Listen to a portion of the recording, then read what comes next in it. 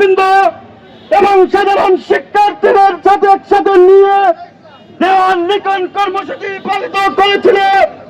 কর্মসূচি শেষ করে দেওয়ার সময় সেই চিরচেনা গুপ্ত সংগঠন আলবট স্বাধীনতা বিরোধী ছাত্র শিবির নামধারী সংগঠন বাংলাদেশ জাতীয়তাবাদী ছাত্র দলের নেতা কর্মী এবং সিটি কলেজের সাধারণ শিক্ষার্থীদের উপর পরিচিত কাপড়িত হামলা চালিয়েছিল।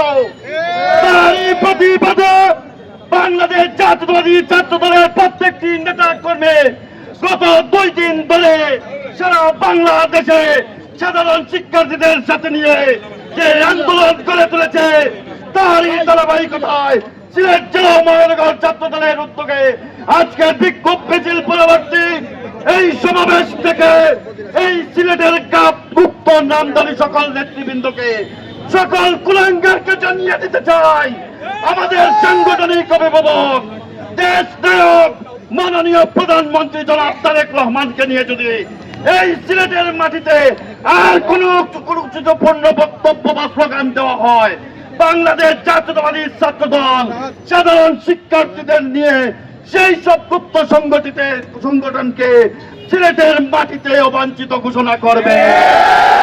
আজকের এই বিক্ষোভ মিছিলে সবাইকে অংশগ্রহণ করার জন্য ধন্যবাদ জানিয়ে আমি আমার বক্তব্য এখানেই শেষ করছি।